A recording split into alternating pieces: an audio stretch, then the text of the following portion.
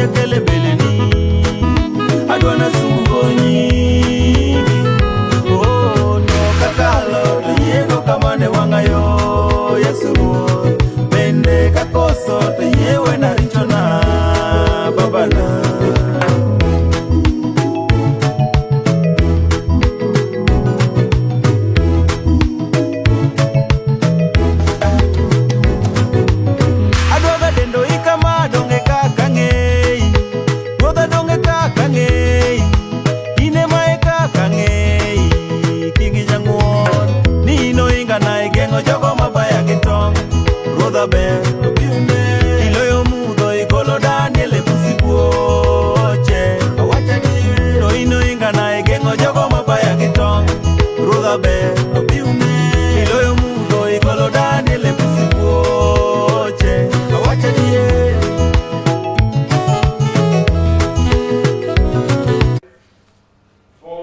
our own, and perhaps is going to take us through the deepest journey of which he has experienced. Lord, in my story program, and this Cityscope TV, we are bringing to you a very informative and very educative kind of a testimony from one of our own, and perhaps is going to take us through the deepest journey of which he has experienced a lot of transformation by encountering or by accepting Jesus Christ as Lord and Savior. And we are privileged to have, that is none other than Pastor Jack. Thank you so much, man of God, for being together with us.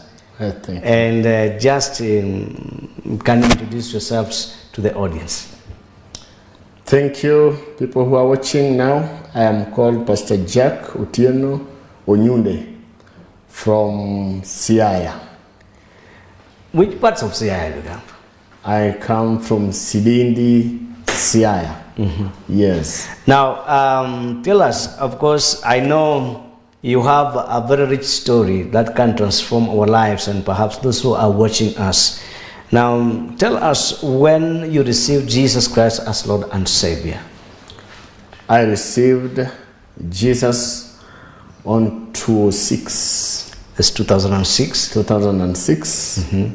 where we were going under challenges that I saw. So the decision that I make was just to go to Jesus Christ. Is when I, myself, plus the family, we should get rescued from the thing that we were going through. Yes. Of course, that is very great. Yeah. Of course, there are different, of course, entries. Yeah. Or circumstances or experience that drives us closer to God more and more. Yeah. And of course, you also had experienced your own. Yeah. And perhaps you tell us about your family background in terms of were you born from a God-fearing family? Tell us the background. Okay, we were born in a God-fearing family. My father was a polygamy. We have two wives. My mother was the youngest. So in our family, I want to talk in our family, we were born 13 people. Did you say 1 3? 1 3? In the entire family. In the entire family. Okay, that makes sense. So in entire family. So I want to speak of our own house. All right. That my mother gave birth to 13 people. Mm-hmm. I am the last born. So when I am the last born, I saw and I have stories about the families that our children, that whatever they passed on. So by now, as I'm speaking, we remain 3 out of 13. Mm-hmm. So it means my mother buried 10 of them. So the circumstances of how the death was coming to our children, I saw, and also the story from the firstborn, secondborn, going like that until 10th one. So they were dying not normal death. Yes. So from outlook and how I saw and experienced whatever they were doing, I say no. What will help me now, plus what will help our family, is to now make a decision of being saved, because the death was not normal. And when we talk of the death is not normal, meaning there was somebody behind the death that was happening. Like a black hand behind. Yeah, there was another hand behind. So I saw if I go to the witchcraft, then sometimes the person who was doing this can have more power in the witchcraft that he was going or she was going. So I make a decision that God, Jesus, has the power. So when he goes to the witchcraft, I will go to Jesus Christ. And that is why I am alive. So you decide to seek your refuge in Jesus Christ. In Jesus Christ. Of course, what you have touched is very touching. Yes. That you have 14 in your family. Yeah. And you've lost 10 siblings. Yeah, we've lost 10 of them. And you're all remaining free.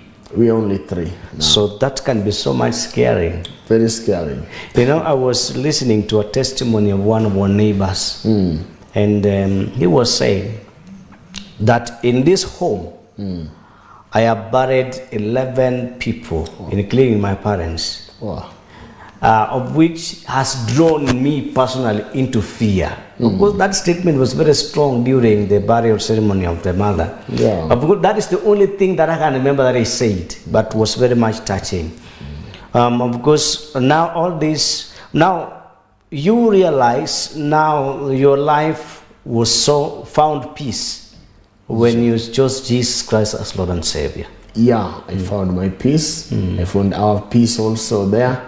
And now the death discontinued from that time. So there's a disconnect. Yeah, it disconnected. There's a disconnect. That's very much great. That's very much great. So, you get receiving Jesus Christ as Lord and Savior in the year 2006. And 6 years. And now, when were you moved to begin now ministry? Of course, there is also no ministry service.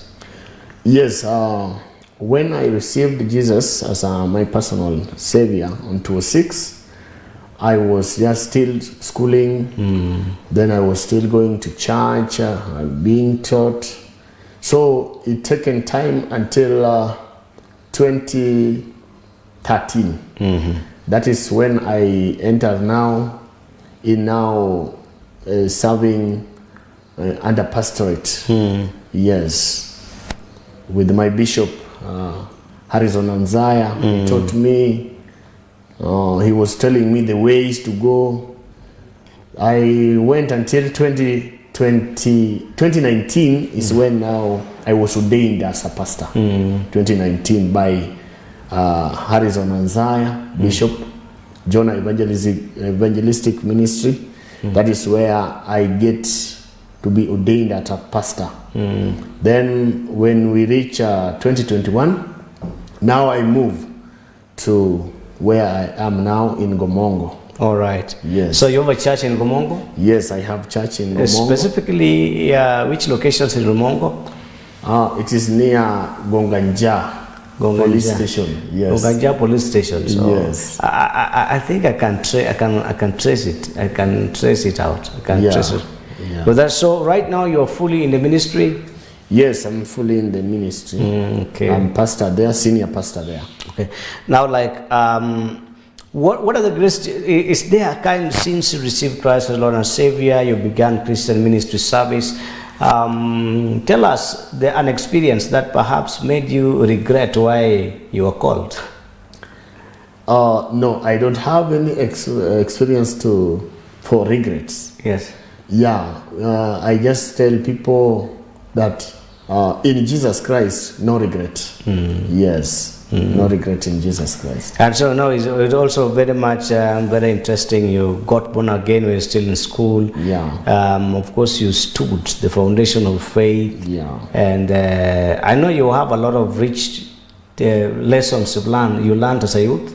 Yeah. And because some of us we receive Christ we begin to follow the Lord as Lord and Savior, we find ourselves, of course, tracking behind. We find ourselves backsliding, and as well. But in your testimony, you walked together the light of the Lord until perhaps now where you are today. Now, perhaps you can advise some of how you really sustained all these challenges and the storms and stood your faith. I will advise the people or the youths that are hearing me that you must know yourself in salvation. You must know yourself. Then you must know the reason you were saved. Why were you saved? So if you look the two things from the outlook, then it will not take it will not give you easy time to go back where in the things that you are doing. But when you know yourself and you know the reason why you are saved and you know the area where you come from, then you must say something that in this kingdom I must inherit what God planned for my future. Because it is Jesus is talking in the book of Jeremiah 29:11 that I have good plans for you. So when you get saved, you must search for that good plans that God is having on you, because he's saying they are not the evil plans, but they are God plan. So we must, when you get in salvation, you should not look back. You should look forward so that you get why you were saved. You must get what you need in salvation. That's very exactly. Just put it just in a second. We're just coming back to the discussion. But you're watching my story here at Cityscope TV, and we have a very productive guest. Of course, he has a very transformative and very inspiring story in his journey in salvation and also in ministry service, and that's none other than Pastor Jack. Yeah. Now, in this program, perhaps we need you to stretch out and to find out what is your greatest thing you like in the ministry? My greatest thing that I have or I want in the ministry, you like most? I like most is just making people be transformed to Jesus Christ. So that is the most thing I like, that when we go somewhere, we preach the gospel, we teach the people the gospel, then we make people turn back to Jesus Christ. That is my most thing that I love that. Yes. I know in the church where perhaps you presiding, you have different church leaders. Tell us one of any kind of the most challenging, perhaps any challenging circumstance that you've always encountered in the church leadership. In church leadership, I have my church leaders. Most of them have been taught. Have been taught on how leadership skills are. But there are some people that are coming to join. When they join, the church, then the problem is that without being trained as a leader, they are messing up. You find that somebody can know 2 or 3 verses. Now that one is disturbing his or her mind. You find that he move out, he don't cooperate with the people together. He just move out, seeing like now he is able to preach those 2 verses. He can open the church. So that is now the challenge that I'm getting. His oil is now becoming the oil of the Father. Of course, we have lots of those kind of dynamics in the church nowadays. Yes. You find you preach to somebody today, the following day, the oil is more than the mentor. The mentor, yes. He begins now to open his branch close to the mentors. Yeah. Of course, that kind of things, they happen in the ministry, of course. One thing that perhaps, of course, we borrow this example from the Bible. Yes. When people, it's called management dynamics of people, whereby you invest a lot of your time in people's management. Yeah. It is not easy. It's not easy. Of course, when you borrow that example, when Moses became tired with the children of Israel, You remember. So that is normal. That is normal because people have different ideologies. They have different the way they view things. Yes. But people, of course, those are the people we have in leadership. Of course. I know you in the church leadership. You also have young people.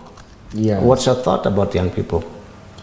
Oh, the young people should be just taught how the leadership skill, the way they should live in salvation, the way they should walk in the salvation. All of them should be taught so that when they are being brought up, they should know the way to go. Yes. Now, of course, as we come to the end of discussions of this program, at my testimony in my story, of course, this can't spring out of my mind. And tell us your thought about women in leadership, in church leadership. Women leadership are very good, and when the women come together in a leadership, they can come out with something very good to the church, and they can stand with the church very well. When they are united together, they can do very big things. I believe in that, and I've seen in my church where I had on. I saw with my own eyes. Now, this is now just the personal, the way you observe things. Yes. Men in ministry and women in ministry. Yes. Which categories are powerful?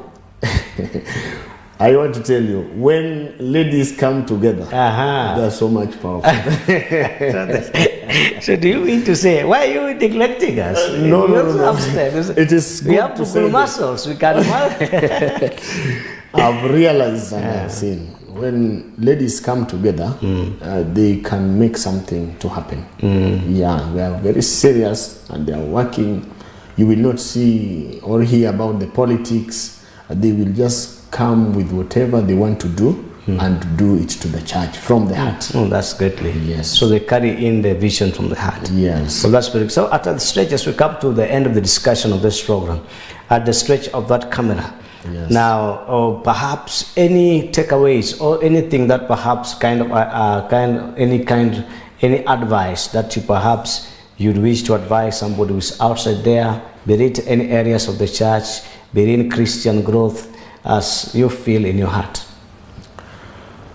I would like to tell anyone who is hearing me today that in salvation is is the key of the life. So each and everyone should come with a reason in salvation. When you are being saved, then you should see and know the reason why you are saved and why you are living in this Christianity life.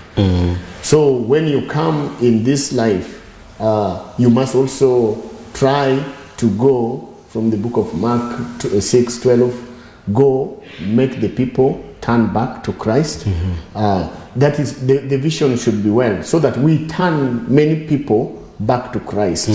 Yes. Oh, that's great. And so as we come to close, perhaps you can just give a brief announcement about your church, and so that people who are watching can trace you and perhaps can also follow you up and give you a call as well. Thank you. Our church is in Gomongo, Gonganja police station. When you are there, you go straight. Some 500 meters from Gonganja, you will get us there. When you come from Lakisama, from the bridge, you take 700 meters, you reach where we are. Your telephone number? My telephone number is 0700-243-740. Yes. So thank you so much, man of God. Yes, one of the greatest things that we say in this broadcast, that we honor you as more than anything else, because by sacrificing your time and your resources being here is an ideal for us. And so thank you so much for honoring us. And we want to stretch, if we extend our invitations to you, don't hesitate to come and come and pour out these kind of resourceful ideas in these platforms. We come into the end of this discussion, and we have been discussing we've just been in engagements, in conversation with Pastor Jack, telling us his testimony and his story, and also his vast experience in the church ministry. And we're coming to the end of this discussion, and thank you so much for tuning in into Cityscope TV. I've been your host, Nicholas Sauke. See you next week, this same time. God bless.